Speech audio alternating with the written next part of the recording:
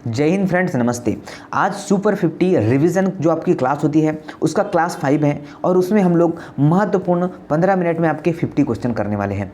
तो चलेगा, session start करते हैं और आपके सभी गवर्नमेंट एग्जामों के लिए बहुत महत्वपूर्ण है। अगर आपने पूरा साइंस पढ़ लिया है, अगर नहीं भी पढ़ा है तो क्या करेंगे, आप इस क्लास को लगा सकते हैं। और ये रिवीजन आपकी क्लास है और इसमें आपकी कितनी आपकी तैयारी स्ट्रांग है और किस बेस पर और कैसी तैयारी की आपने, तो आपको इन क्वेश्चन को लगाने पर आपको पता चलेगा और आपका अनुभव आपको महसूस होगा कि सर हमें किस और कैसे वर्क करना है अपने इस सिलेबस के ऊपर।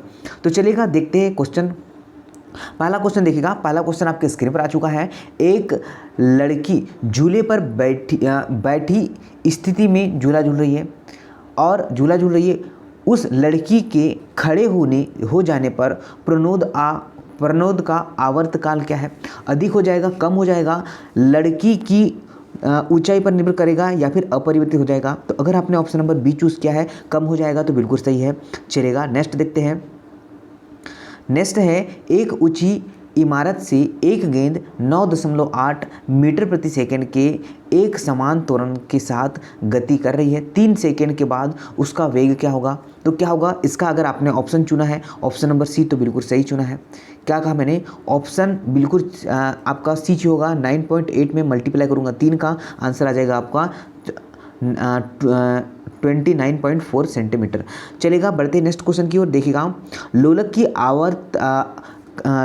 की कालावधि क्या है? लंबाई के ऊपर निर्भर करती है, द्रव्यमान के ऊपर निर्भर करती है, समय के ऊपर निर्भर करती है और तापक्रम के ऊपर निर्भर करती है। तो अगर आपने ऑप्शन नंबर ए चूज़ किया है तो आपका सही होने वाला है। क्या होगा? एक करेक्ट आंसर है, लंबाई के ऊपर निर्भर करती है। नेक्स्ट क्वेश्चन देखते हैं। नेक्स्ट क्वेश्चन क्या है? नेक्स्ट क्वेश्चन आ चुका है, समझते हैं क्वेश्चन को।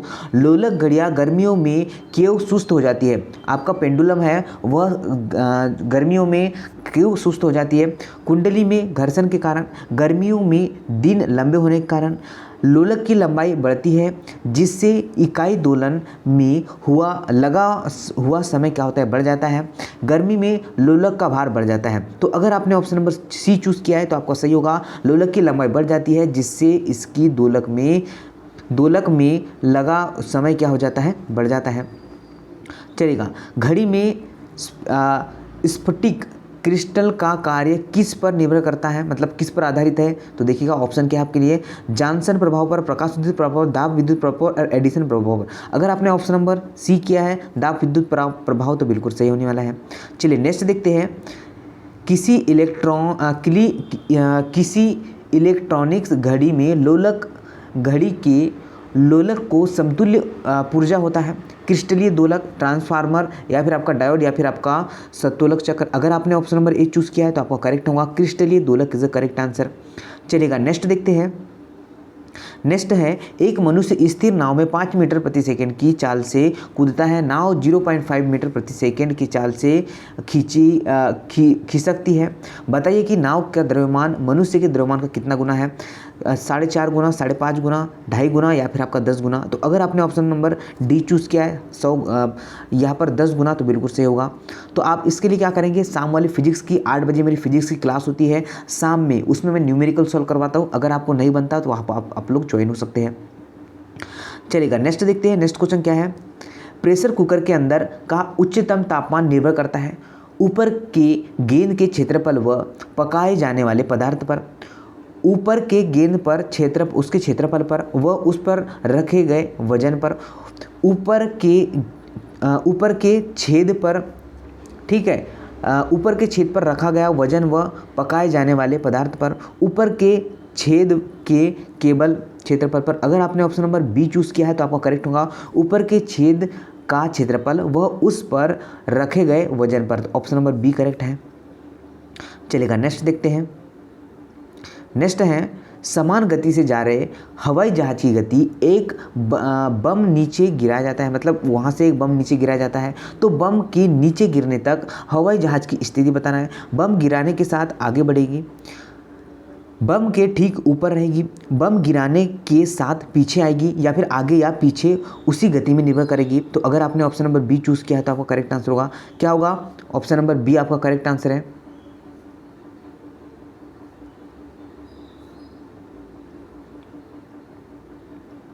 देखिएगा, जब एक पत्थर को चांद की सतह से पृथ्वी पर लाया जाता है तो उसका भार बदल जाएगा परंतु द्रव्यमान नहीं बदलेगा। ये क्वेश्चन हो चुके हैं। चलिए ये क्वेश्चन देखिएगा निम्नलिखित सिद्धांतों पर रॉकेट कार्य करता है। ऊर्जा संरक्षण पर आवागाद्रो अवधारणा पर, संवेग संरक्षण पर, बर्नौली सिद्धांत पर। तो अगर आपने ऑप्शन नंबर सी चूज़ किया है संवेग संरक्षण तो बिल्कुल सही आंसर होगा। चलिएगा नेक्स्ट देखते हैं। हवाई जहाज़ से यात्रा करते समय पेन की स्याही निकल जाती है वायुदाब में वृद्धि के कारण, वायुदाब में कमी के कारण, स्याही के तापमान में वृद्धि के कारण या फिर अत्यधिक भार के कारण। तो अगर आपने ऑप्शन नंबर बी चूज़ किया है तो बिल्कुल सही होगा, वायुदाब की कमी के कारण। चलेगा नेक्स्ट देखते हैं। किसी पिंड का अधिकतम भार होगा वायु में, जल में, हाइड्रोजन में या फिर निर्वात में। तो अगर आपने ऑप्शन नंबर बी चूज़ किया है तो बिल्कुल सही होगा, क्या होगा, वायु में। किसी वस्तु का भार है, बताना है कैसा, विषुवत रेखा पर अधिकतम, पृथ्वी तल पर सभी स्थानों पर समान, ध्रुवों पर निम्नतम और जो है ध्रुवों पर निम्नतम और ध्रुवों पर अधिकतम। तो अगर आपने ऑप्शन नंबर डी चूज़ किया है, आपको पता है मैंने पढ़ा है, ये क्या होगा, ध्रुवों पर आपका अधिकतम होता है। चलिएगा नेक्स्ट क्वेश्चन देखते हैं। अगर सूर्य और पृथ्वी के बीच की दूरी 1/4 कम हो जाए तो उसे अधिक संभावना किस बात की होती है। तो अगर आपने ऑप्शन नंबर सी चूज़ किया है तो आपका करेक्ट होगा, क्या होगा, हमें हमारे वर्ष की अवधि कम हो जाती है। चलेगा बढ़ते हैं अगले क्वेश्चन की ओर। यदि पृथ्वी और सूर्य की दूरी जो है उसके स्थान पर दुगुनी होती है तो सूर्य द्वारा पृथ्वी की गुरुत्वाकर्षण बल जो पड़ता है वह होता है जब जितना है उसका 4 गुना, अब जितना है उसका 2 गुना और उसका 4 गुना। ये और 2 ऑप्शन, एक लास्ट ऑप्शन क्या है देख लेते हैं। और क्या होता है, अब जितना है उसका आधा। तो इसका आंसर बता दूंगा इस आपको, इसका आंसर होने वाला है कितना, 1/4 होगा, कितना, चौथा भाग होगा उसका। चलेगा आगे बढ़ते हैं, नेक्स्ट क्वेश्चन देखते हैं। चलेगा नेक्स्ट क्वेश्चन देखिएगा। यदि पृथ्वी का गुरुत्वाकर्षण बल अचानक लुप्त हो जाता है तो निम्न में से कौन सा परिणाम सही होगा। वस्तु का द्रव्यमान शून्य हो जाएगा परंतु भार वही रहेगा। वस्तु का भार शून्य हो जाएगा परंतु द्रव्यमान वही रहेगा। वस्तु का भार तथा द्रव्यमान दोनों ही शून्य होंगे। वस्तु का द्रव्यमान क्या होगा, बढ़ जाएगा। तो अगर आपने ऑप्शन नंबर बी चूज़ किया बिल्कुल सही होगा, वस्तु का भार जो होगा आपका शून्य हो जाएगा परंतु उसका द्रव्यमान वही रहेगा। अगला क्वेश्चन देखते हैं। एक व्यक्ति स्थिर जल में नाव में खड़ा है, यदि वह किनारे को चलता है तो नाव दूर खिसक जाएगी या फिर किनारे की ओर बढ़ेगी, स्थिर रहेगी। अगर आपने ऑप्शन नंबर ए चूज़ किया तो बिल्कुल किनारे से दूर खसकेगी। वायु दाब का अचानक गिर जाने से इंगित करता है वर्षा, तूफान, स्वच्छ मौसम या फिर शीतलहर। तो ये क्या होगा, तूफान। अचानक गिर गया तो आपका क्या होगा, यह हवा तूफान आएगा, शीतलहर रहेगी। मानव शरीर का भार होगा पृथ्वी की सतह पर सभी जगह एक समान, ध्रुवों पर अधिकतम होगा। तो बिल्कुल अगर आपने ऑप्शन नंबर बी चूज़ किया तो आपको करेक्ट आंसर होगा, तो अगर ध्रुवों पर अधिकतम होगा। चलिए नेक्स्ट देखते हैं। नेक्स्ट क्या है, लोहे की एक गेंद जिसका पृथ्वी पर भार 100 किलोग्राम है, उसका आंतरिक भार क्या होगा। तो आपको अगर इसका आंसर बताना है तो आपका ऑप्शन नंबर डी बिल्कुल सही है, क्या होगा, ऑप्शन नंबर डी 0 होगा, 0 किलोग्राम होगा। नेक्स्ट देखते हैं। नेक्स्ट क्या है, किसी पिंड का भार ध्रुवों पर सर्वाधिक होता है, पृथ्वी के तल पर सब जगह समान होगा, विषुवत रेखा पर अधिकतम होगा और मैदानी क्षेत्र पर कितना होगा। तो यह ऑप्शन नंबर एच होगा, क्या होगा आपका, ध्रुवों पर सर्वाधिक होता है। आपको ये ध्यान रखना है और ध्यान रखना है। चलेगा आगे बढ़ते हैं। नेक्स्ट देखिएगा, नेक्स्ट क्वेश्चन है।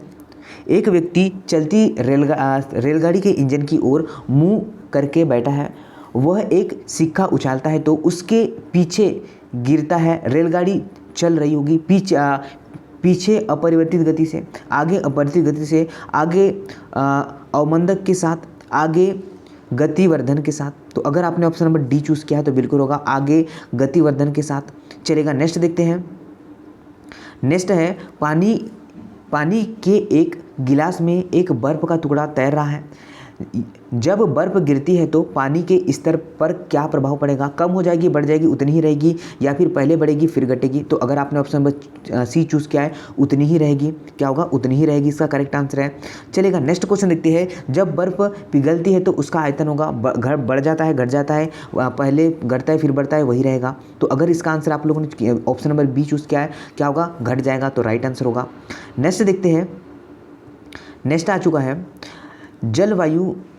जल युक्त गिलास में तैरता हुआ बर्फ का टुकड़ा जब पिघलता है तो पानी का स्तर ऊपर आएगा, नीचे आएगा, वही रहेगा। नीचे गिरना या ऊपर उठना पानी का तापमान पर निर्भर करेगा। बिल्कुल, अगर आपने ऑप्शन नंबर चूज़ किया है वही रहेगा, तो बिल्कुल करेक्ट आंसर है। चलिएगा, नेक्स्ट देखते हैं। पानी से भरे एक बीकर में एक बर्फ का टुकड़ा तैर रहा है।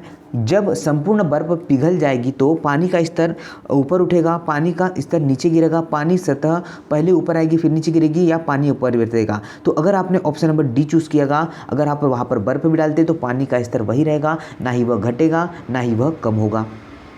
चलेगा, नेक्स्ट देखते हैं।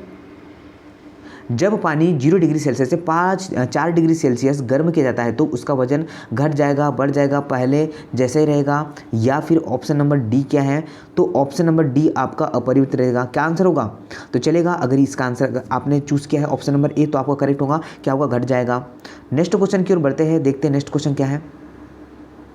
नेक्स्ट क्वेश्चन है, पानी का घनत्व अधिकतम होगा 0 डिग्री सेल्सियस पर, 100 डिग्री सेल्सियस -4 डिग्री सेल्सियस पर इसका आंसर तो आपको पता है कि पानी का अधिकतम घनत्व 4 डिग्री सेल्सियस पर होता है। जल का अधिकतम घनत्व किस पर होता है? तो 273 केल्विन पर, चलिए 373 केल्विन पर, 269 केल्विन पर। तो अगर आपने ऑप्शन नंबर ए चूज़ किया है, बिल्कुल सही होगा। 270 डिग्री केल्विन पर होता है, 277 डिग्री नहीं केल्विन पर होता है। तो चलिएगा, नेक्स्ट तो देखते हैं। किसी ताप पर पानी का घनत्व अधिकतम होता है, तो बिल्कुल अगर आपने ऑप्शन नंबर जो है, क्वेश्चन जो है अलग अलग पैटर्न पर है, आंसर एक ही है, बट एग्जामिनर चाहता है कि आप लोग हर पैटर्न जाने उसका। देखिएगा, नेक्स्ट देखिएगा, नदियों में पानी के बहाव के लिए निम्न बलों मतलब फोर्स में कौन सी जिम्मेदार होता है? गुरुत्वाकर्षण बल, आकर्षण बल, स्थिर विद्युत बल, या फिर आपका चुंबकीय बल? अगर आपने ऑप्शन नंबर बी चूज़ किया है, बिल्कुल से होगा घर्षण बल, इसका करेक्ट आंसर है। चलेगा, अगला देखते हैं। वायु शक्ति में ऊर्जा का कौन सा रूप विद्युत ऊर्जा को अपरिवर्तित करता है? स्थिर ऊर्जा, गतिज ऊर्जा, सौर ऊर्जा, या फिर विकिरण ऊर्जा? तो अगर आपने ऑप्शन नंबर जो है क्या किया है, बी चूज़ किया है, तो आपका करेक्ट आंसर होगा गतिज ऊर्जा। चलेगा, नेक्स्ट देखते हैं। नेक्स्ट क्या है? हवाओं और ऊर्जा की गति होती है केवल गति या फिर केवल स्थिर, केवल विद्युत ऊर्जा या फिर स्थिर ऊर्जा, दोनों? तो अगर आपने ऑप्शन नंबर ए चूज़ किया था, आपको सही होगा। क्या होगा? गतिज ऊर्जा इसका करेक्ट आंसर होगा। चलेगा, नेक्स्ट देखते हैं। नेक्स्ट क्या है? एक ट्रेन जैसे ही चलना आरंभ करती है, उसके बैठे हुए यात्री का सिर पीछे की ओर झुक जाता है। इसका कारण क्या? गति का जड़त्व, स्थिर का जड़त्व, जड़त्व आघूर्ण, या फिर द्रव्यमान का संरक्षण? तो अगर आपने ऑप्शन नंबर ए चूज़ किया है गति का जड़त्व, तो बिल्कुल सही होगा। चलेगा, नेक्स्ट देखते हैं। नेक्स्ट है, पानी का अपेक्षित घनत्व सर्वाधिक होता है तो 4 डिग्री सेल्सियस पर, अभी ही मैंने बताया आपको कितना होता है, 4 डिग्री सेल्सियस पर होता है। चलिएगा, नेक्स्ट देखते हैं। जब कोई वस्तु ऊपर की ओर गिराई जाती है तो उसका भार होगा, क्या होगा? अपरिवर्तित, शून्य होगा, परिवर्तनशील होगा, या फिर सभी जगह समान होगा? मतलब सभी गलत है। तो अगर आपने ऑप्शन नंबर सी चूज़ किया है, परिवर्तित रहेगा, तो परिवर्तित इसका करेक्ट आंसर होगा। चलेगा, नेक्स्ट क्वेश्चन देखते हैं। आपका गुरुत्वाकर्षण के सर्वाधिक नेतांक का प्रतिपादन किया आपका? तो बिल्कुल ये तो पता है सबको, गेल्विन ने किया, न्यूटन ने किया, कोपरनिकस ने किया, कि आइंस्टीन ने किया? तो बिल्कुल ये तो पता है, न्यूटन ने किया था। चलेगा, आगे देखते हैं। नेक्स्ट क्या है? समुद्र में प्लावन करते हुए आइसबर्ग का कितना भाग समुद्र की सतह से ऊपर था? तो 1/9 भाग था। कितना? 1/1/9 इसका करेक्ट आंसर होगा। नेक्स्ट देखते हैं। इकाई के समस्त व्यवस्थाओं में किस इकाई की मात्रा समान होती है? विशिष्ट ऊष्मा, या फिर आपका गुरुत्वाकर्षण तत्व, या फिर गुरुत्वाकर्षण, या फिर दबाव, या फिर आपका घनत्व? तो अगर आपने ऑप्शन नंबर क्या बी चूज़ किया, तो करेक्ट आंसर होगा। क्या होगा? गुरुत्वाकर्षण त्वरण इज द करेक्ट आंसर। चलिएगा, नेक्स्ट देखते हैं। नेक्स्ट देखिएगा, स्थिर विज्ञान निम्नलिखित में से किसके संबंध में सही है? आपका विश्राम की स्थिति, गति की स्थिति, मानक स्थिति या फिर आंकड़ों का अध्ययन। तो अगर आपने ऑप्शन नंबर ए चूज़ किया है तो बिल्कुल करेक्ट होगा, विश्राम की स्थिति। नेक्स्ट देखते हैं, नैनो द्रव्यों का सर्वाधिक महत्वपूर्ण गुण क्या है? घर्षण, बल, दाब या फिर तापमान। तो अगर आपने ऑप्शन नंबर ए चूज़ किया बिल्कुल से होगा, घर्षण is the correct answer. Next देखते हैं, बल गुणनफल है द्रव्यमान का। तो ये तो पता है आपको, मैंने कई बार आपको बताया है, यफ गुणित एम होता है। तो देखिएगा द्रव्यमान गुणित त्वरण किस में है? द्रव्यमान गुणित त्वरण ऑप्शन नंबर ए में है। नेक्स्ट देखते हैं, नेक्स्ट क्या है? पदार्थ का संवेग और वेग में अनुपात को कौन सी भौतिक राशि दर्शाती है? मतलब क्या होगा? m × v किस में होता है? m × v त्वरण में, वेग में, द्रव्यमान में या फिर फोर्स में है? जल्दी से आप लोग बताइए, m × v किस में होता है? तो क्या आपका ऑप्शन नंबर सी में होता है क्या? चलिए, क्या होगा आपका? संवेग और वेग के अनुपात को कौन सी भौतिक राशि दर्शाती है? ओके, चलिए, ये आई बराबर क्या होता है? मोमेंटम बराबर क्या होता है आपका? ठीक है, संवेग बराबर m × v होता है। तो इसने पूछा है किसका मान पूछा है हमें? तो हमें पूछा है आपको m अनुपात पूछा है, रेसो। रेसो मतलब क्या होता है? अपान होता है। मतलब क्या होगा? संवेग अपॉन वेग होगा। किसका मान? आपका द्रव्यमान का मान। ठीक है, रेसो पूछा है आप लोग को, द्रव्यमान आपका करेक्ट आंसर है। चलिए नेक्स्ट देखते हैं। नेक्स्ट क्वेश्चन है आपका, आप एक लिफ्ट में खड़े हैं, लिफ्ट के फर्श पर आपके भार द्वारा लगाया गया बल होगा। लिफ्ट के 9.8 मीटर प्रति सेकंड त्वरण के नीचे आते समय शून्य होगा। लिफ्ट में 9.8 मीटर प्रति सेकंड के त्वरण से ऊपर जाते हुए शून्य होगा। लिफ्ट के 9.8 मीटर प्रति सेकंड त्वरण से किसी भी दिशा में जाते हुए शून्य होगा। या फिर लिफ्ट के त्वरण की दर बदलने के प्रभाव सही होगा नहीं होगा। तो ऑप्शन अगर ए किया है तो बिल्कुल आपका करेक्ट है, ए इज द करेक्ट आंसर। चलिएगा नेक्स्ट देखते हैं, ऊर्जा संरक्षण का आशय है ऊर्जा का संतृप्त होना या फिर विनाश होना, ऊर्जा का सृजन और विनाश होना, या फिर क्या होगा? चलिए आंसर ही बता दूं आपको क्या आंसर होगा। अगर आपने ऑप्शन नंबर डी चूज़ किया तो करेक्ट आंसर होगा। क्या होगा इसका? ऊर्जा न तो सृजन होता है न ही नष्ट करता है। मतलब ऊर्जा क्या होती है? न तो उसका विकास किया जाता है न ही उसे विनाश किया जाता है, वह एक रूप से दूसरे रूप में क्या होती है? परिवर्तित होती है। तो गाइस ये थे बहुत एक्सपेक्टेड आपके 50 क्वेश्चन। तो आशा करता हूँ आपको यह वीडियो जरूर पसंद आया होगा और आप लोग शेयर करेंगे और अधिक से अधिक विद्यार्थियों को इस सेशन में सुपर 50 क्लास जो आपका रिवीजन क्लास होती है इसमें जोड़ेंगे। जय हिंद, नमस्ते।